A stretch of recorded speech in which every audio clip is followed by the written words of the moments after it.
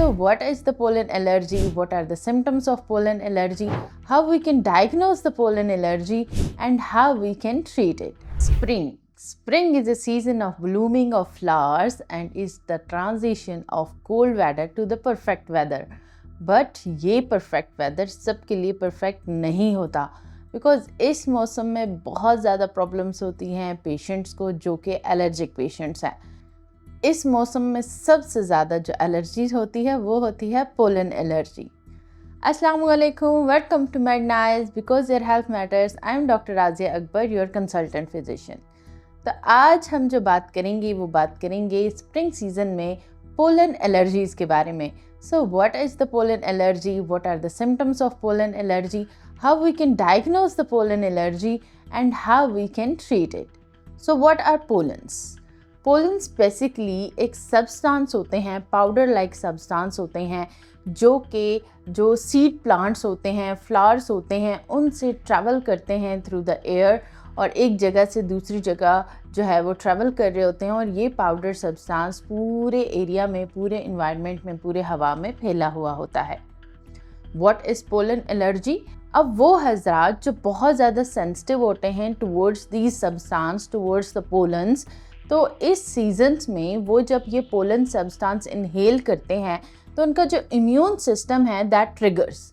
Immune system trigger होने की वजह से ये सब्सटेंस जो है उनमें एलर्जी प्रोड्यूस करता है, जिसकी वजह से इन पेशेंट्स को सीवियर पोलन एलर्जी होती है।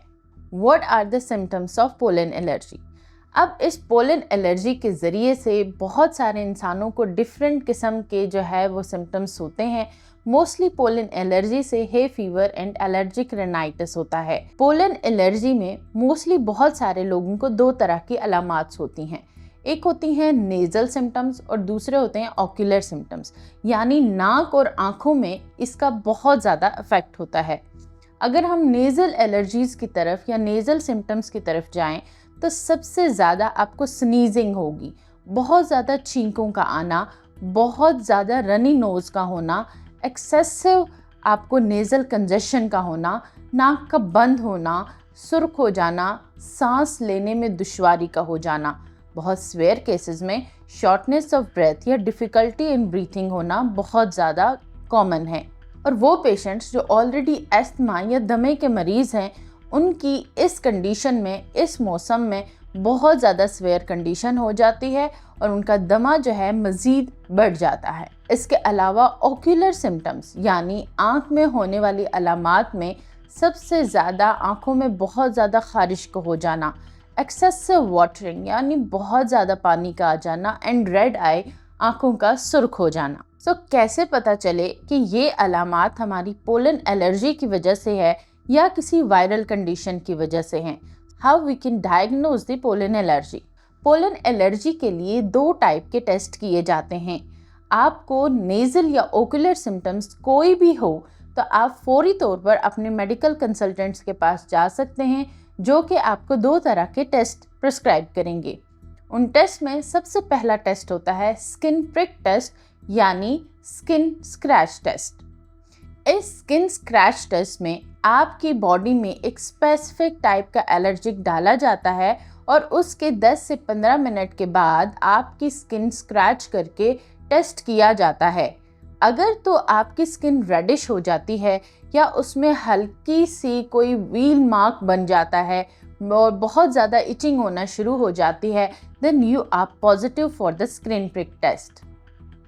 दूसरा हमारा टेस्ट होता है सीरम इम्यूनोग्लोबिन ई टेस्ट, जो कि हमारी बॉडी में एलर्जिक लेवल्स को, एलर्जीज़ को सिग्निफाई करता है। ये टेस्ट आपको डॉक्टर की प्रिस्क्राइब करने के बाद लेबॉर्ट्री से करवाना होता है, जिसका रिज़ल्ट एक दिन के अंदर आता है और पॉजिटिव होने की सूरत में आपकी बॉडी में एलर्जेंस पॉजिटिव होते हैं और आप पोलन एलर्जी के मरीज़ होते हैं। पोलन एलर्जी से कैसे बचा जाए?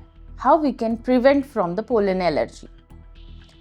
पोलन एलर्जी होते ही यानी स्प्रिंग सीज़न का स्टार्ट होते ही ऐसे लोग जिनको ऑलरेडी पता है कि उनको पोलन एलर्जी होती है तो उससे प्रिकॉशन सीज़न स्टार्ट होने से पहले ही कर देनी चाहिए। सबसे पहले कि कोशिश करें कि अपने घर को साफ रखें। घर में कोई भी डस्ट, कोई भी गंदगी नहीं होनी चाहिए। कारपेट्स में कोई भी डस्टिंग वगैरह नहीं होनी चाहिए। कोशिश करें कि अगर आपके घर में कारपेट्स हैं तो रेगुलरली उनको साफ करें, रेगुलरली वैक्यूम करें और वैक्यूम क्लीनर को भी रेगुलरली साफ कीजिए। विंडोज़ को बंद रखिए ताकि पोलन्स आपके रूम्स में इंटर ना हो सकें। इसके अलावा अगर बाहर जाने की ज़रूरत है तो प्लीज़ वेयर योर मास्क। अपने मास्क का इस्तेमाल करने से आप पोलन्स इनहेल नहीं करेंगे और बहुत सारी एलर्जीज से बच जाएंगे। बाहर जाने के बाद जो ही आप पोलन से एक्सपोज होते हैं तो प्लीज़ ट्राई कि आप घर आते ही टेक अ गुड शावर, जिससे आपके पोलन्स जो आपके बालों में, आपके कपड़ों में या आपकी बॉडी के साथ स्टक हो चुके हैं वो क्लियर हो सकें और आप पोलन एलर्जी से अफेक्ट ना हो सकें। और ऐसे हजरात जिनको क्रोनिक पोलन एलर्जीज हैं, यानी कई सालों से उनको हर साल पोलन एलर्जी होती है और स्वेयर होती है, जिसमें उनको सांस का मसला बेहद ज़्यादा होता है, तो ऐसे पेशेंट्स को चाहिए कि वो सीज़न स्टार्ट होने से पहले ही अपने कंसल्टेंट से मशवरा करके अपनी वैक्सीनेशन करवाइए। वैक्सीनेशन के अमल को हम इम्यूनोथेरेपी कहते हैं, जिसमें एक स्पेसिफिक सब्सटेंस के अकॉर्डिंगली जो कि आपकी बॉडी में प्रेजेंट है उसकी वैक्सीनेशन की जाती है और कुछ डोजेस लगाने के बाद आप लाइफ टाइम इस एलर्जी से छुटकारा हासिल कर सकते हैं। So how we can treat the pollen allergy. Pollen allergy के लिए अगर आप क्रोनिक पोलन एलर्जिक है और बहुत ज़्यादा अरसे से आपको एलर्जी है तो आप एंटीहिस्टामिन्स का इस्तेमाल अपने डॉक्टर के मशवरे के मुताबिक सीज़न स्टार्ट होने से पहले ही कर सकते हैं, ताकि आपकी बॉडी के अंदर हिस्टामिन ज़्यादा ना बन सके। और इसके अलावा पोलन एलर्जी के लिए आपके डॉक्टर्स आपको antihistamines, mast cell stabilisers, nasal sprays etcetera बहुत सारी मेडिकेशंस हैं जो कि आपके प्रिस्क्राइब कर सकते हैं, जिससे आप पोलन एलर्जी से छुटकारा हासिल कर सकते हैं। I hope you like our episode today. Please do aware of this pollen allergy and enjoy the spring season perfectly without any symptoms. And if you want to take an appointment, you can contact me through the Midnight channel. Take care, stay safe, Allah Hafiz.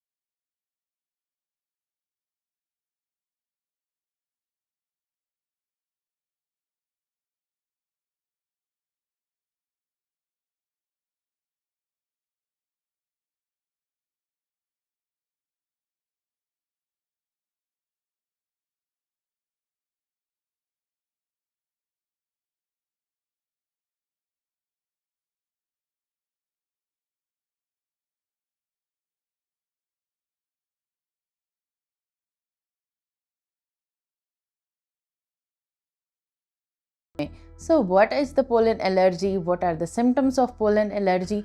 How we can diagnose the pollen allergy and how we can treat it?